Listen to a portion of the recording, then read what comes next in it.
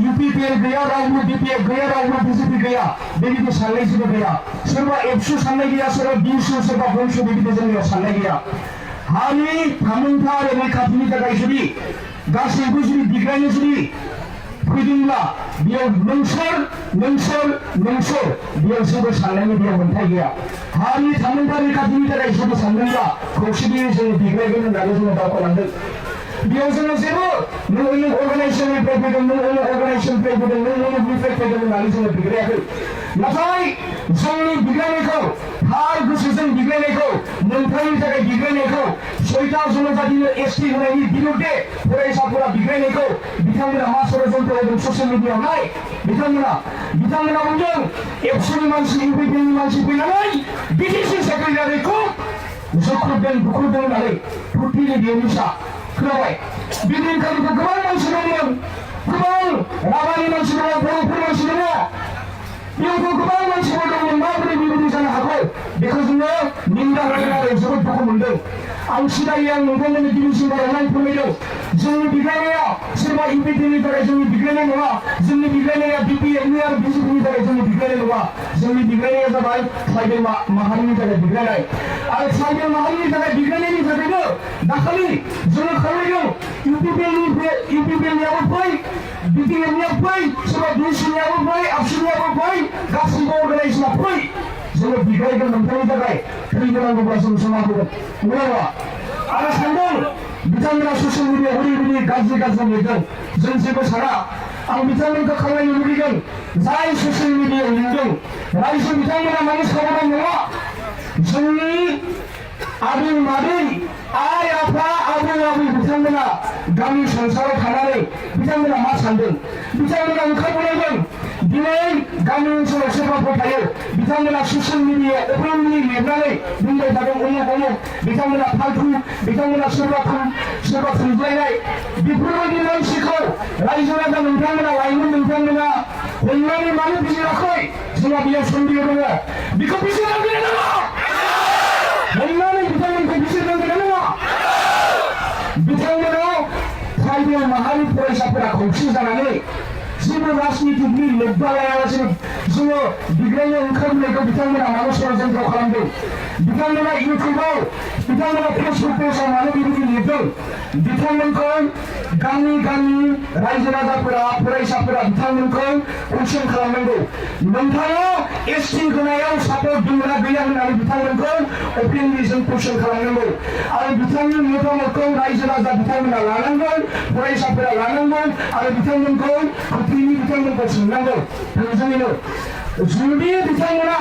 थोंजोङै जुदि बुङोब्ला ट्राइबेल 6टा जनजातिनो ट्राइबेल होनांगौ होननानै जुदि बुङोब्ला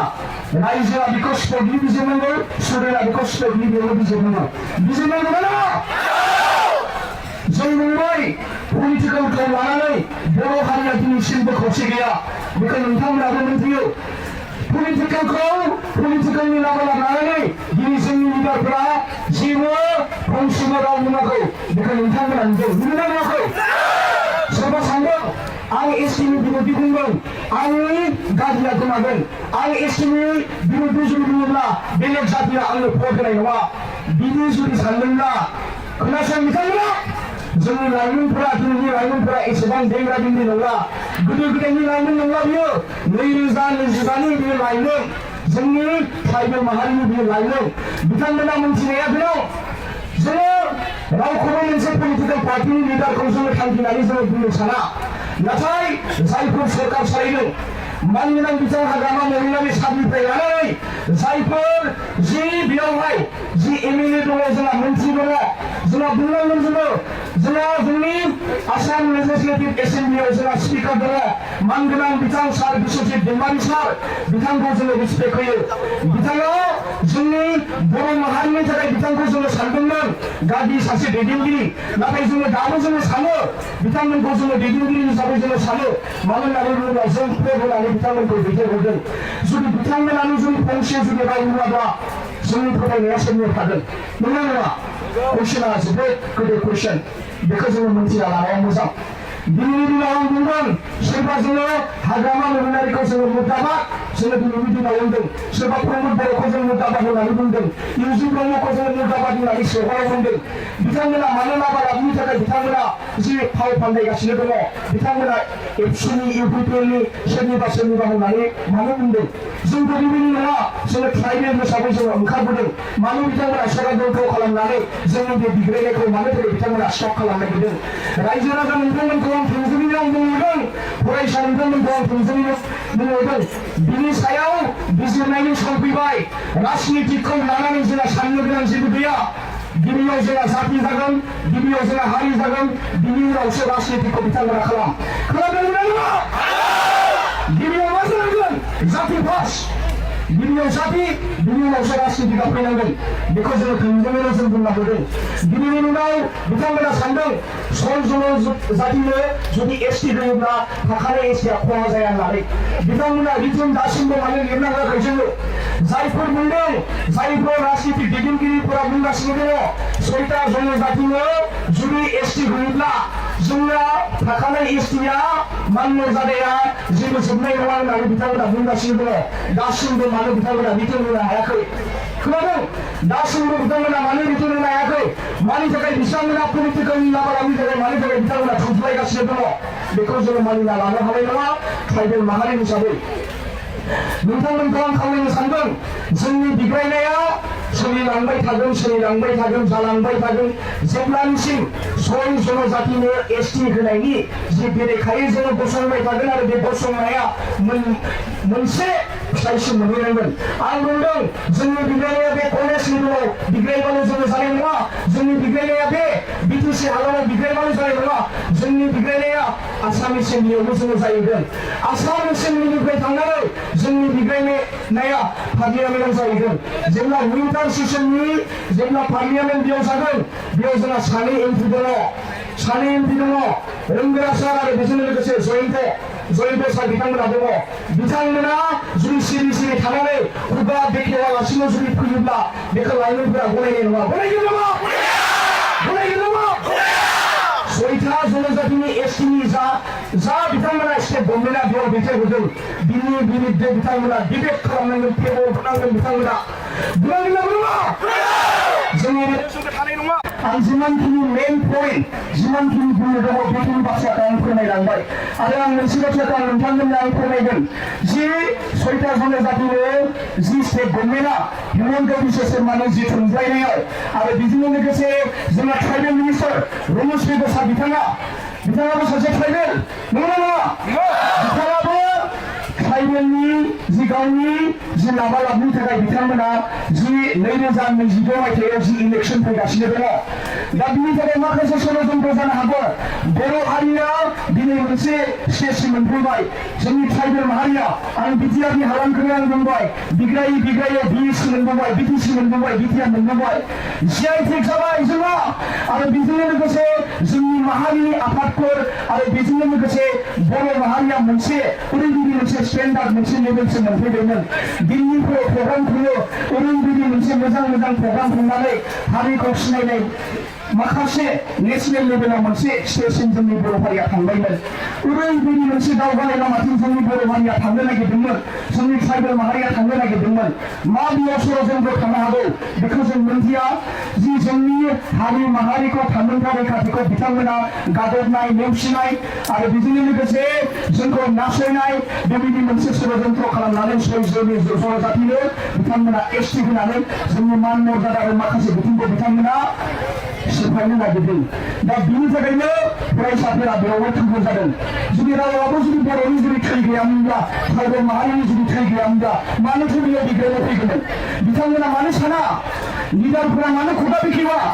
गावनि लाबालाब पलिटिकेलावथ' बिथांमोना जाबाय थागोन बिथांमोनखौ जों रिसपेक्ट होयो हाग्रामा महिलारि सारखौ जों रिसपेक्ट होयो प्रमद बर'खौ रिसपेक्ट होयो इउजि ब्रह्म सार बिथांमोनखौ जों रिसपेक्ट होयो जयन्त रंगोरा सार बिथांमोनखौ जों रिसपेक्ट होयो बिश्वजित दैमारि सार बिथांमोनखौ रिसपेक्ट होयो नाथाय एसटिनि बिरुद्धे जुदि फंसेबो जुदि बाथ्रा जुदि बुङाब्ला बिथांमोनखौ जोङो राजा लामायाव ओंखारनाब्लाबो जोंनि धरनाखौ जों बिथांमोननि बेरेखायै जों होनो गोनां जों बायगोना जागोन ना जाया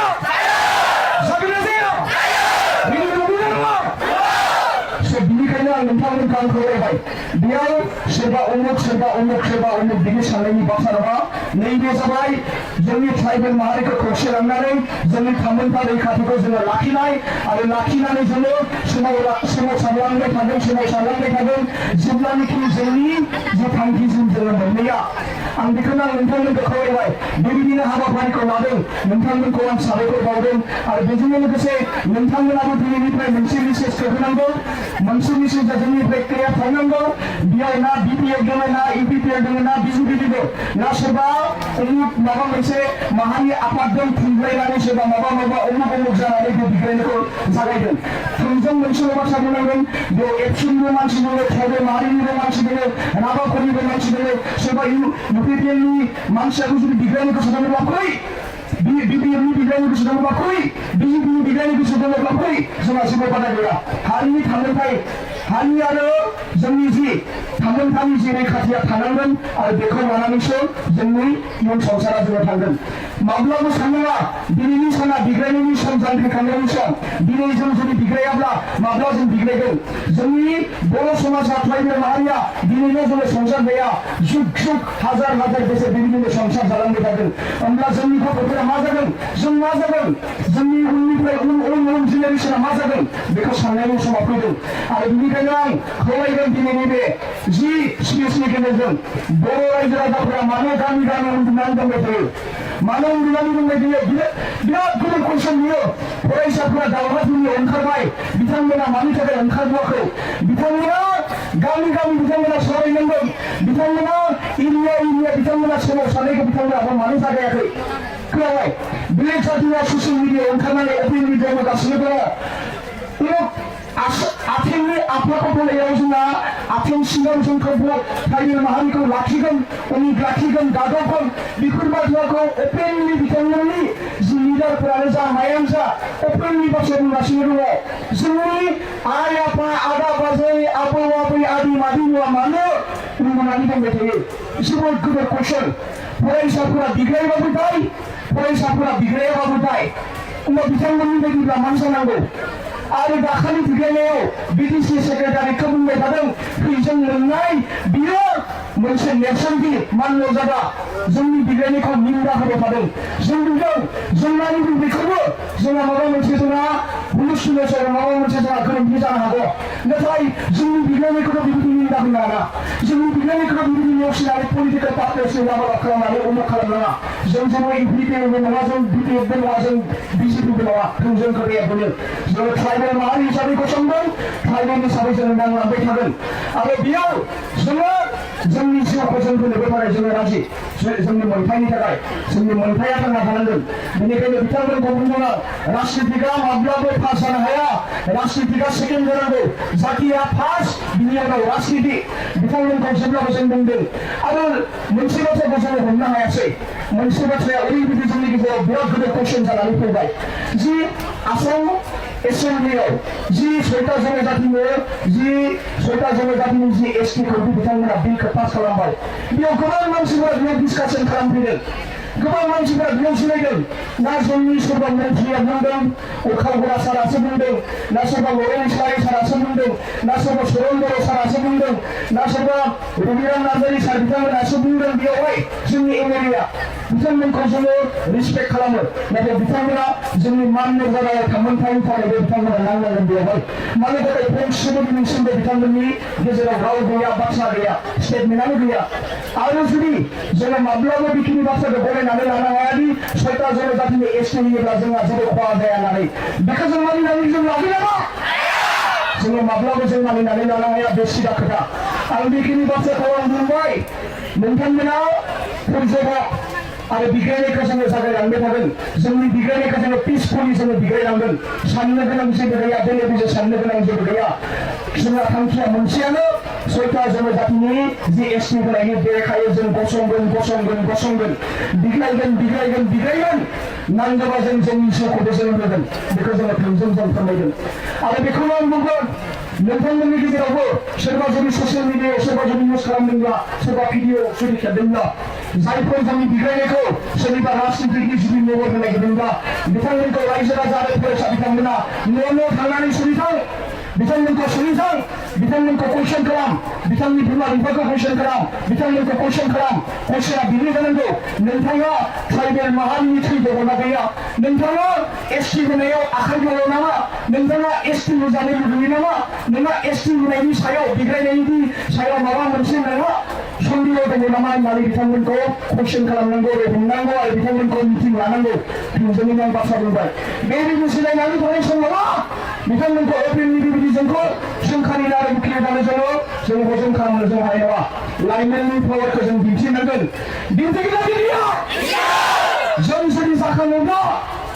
बिटिसिआवनो जोङो सोमावसारगोन आसाम ओनसोलनियाव जोङो स्टेटआवनो जों सोमावसारगोन जन्तर मन्तराव जों सोमावसारहैगोन थांखिया मोनसेयानो मोनद' जातिनो एसटि होनायनि बिरुद्धे राजनीतिक दैदेनगिरिफोरा बाथ्रा बुंनांगौ गोख्रोङैनो आरो बिथांमोना बिथांमोननि स्टेटमेन्टखौ लानांगौ नङाबा लाइमोन नोंथांमोनाबो बिजिरनानै नायनांगोन बिथांमोनखौबो थोंजोङै आं बिथांमोनखौ आं फोरमायहरबाय बिथांमोना राजनीति खालामनायाव जोंहा जेबो आखाइ गैया राजनीतिखौ खालामबा बिथांमोना खालाम नाथाय माहारिखौ बिथांमोना फासनाय बिथांमोना उन्दै उन्दै जोनोमफोरखौ नाय उन्दै उन्दै इयुथफोरखौ नाय फैनो गोनां जेनेरेसनखौ नाय दानि समखौ बिथांमोना गारि लानानै थाखा फैसा लानानै गारि गुरा लानानै न' बां लुनानै बिथांमोना सानदों नामा जि जोंहा जेबो बिथां लोब्बा गैया फरायसाफोरा बिग्रायबाय थादों राजनीतिकनि मेयर होननानै जोंनि बिग्रायनायखौ स्टप खालामनो नागिरदों बेखौ जोङो माब्लाबो जों मानिनानै लानो हानाय नङा आं जोबनायाव आं बेखौनो फोरमायगोन पिसफुलि जोङो प्रटेस्टखौ जों लांबाय थागोन नोंथांमोनाबो बयबो गोख्रोङै जों बाहागो लानांगोन बेयाव गावना हाजार हाजार स्टुडेन्ट जादों लाख लाख लाइमोनफोरा बेयाव फैनानै बाहागो लानांगोन बिथांमोना साननाङा सोरबा सानदों सोरबा माहाजोननि फिसालाफोर सोरबा हमनानै ला गामि ओनसोलाव थानाय फिसालाफोर उमुक गोजान गोजानाव बिथांमोना फरायदों गोजान गोजानाव बिथांमोना थादों बेखौ बिथांमोनखौ जों जेबो बुंनो साना नाथाय गामि ओनसोलाव थानाय समाजाव थानाय इन्टेलेक्सुवेलाव थानाय बिथांमोना बुंनांगोन जोंनो बुजायनानै थैयोबा जानाय नङा बिथांमोनाबो फैनांगोन लेखा खुलुमनानै उन्दुना थाबा जानाय नङा बिथांमोनाबो फैनांगोन बाथ्राखौ ससियेल मिडियायाव गामियाव थानानै कमेन्ट बेबायदि लिरनानै ससियेल मिडियायाव आपलड खालामनानै जानाय नङा बिथांमोनाबो फैनांगोन आं बुंगोन नोंथांमोना थोंजोङैनो आं बुंगोन दिनैनि समाव जेसेबांखि बिग्रायनाय जादों 10 थाखा 20 थाखा खांनानै जोङो बिग्रायदों ना सोरबा राजनीतिक पार्टिनिफ्राय जों फैसा लादों ना सोरनिबा इन्टेलेक्सुवेलनिफ्राय जों फैसा लादों थोंजोङै जों बुंदों जोंनि मोनथायनि थाखाय जोङो गावनो थांखि दायनि फैसा खांनानै जोङो बिग्रायनायखौ जों लादों आरो बेखौ जुदि पलिटिकेल जुदि महर नागिरदोंब्ला साबधान बिथांमोना आरो बिथांमोनखौ हमनानै गामि ओनसोलाव बिजिरनांगौ आरो लाइमोनफोरा न'आव थांनानै बिथांमोनखौ कुइसनखौ खालामनांगौ आरो जोबनायाव नोंथांमोनखौ आं साबायखर बावनानै मोननैसो स्ल'गानजों आंनि बिबुंथिखौ आं फोजोबगोन जय बर' हारिनि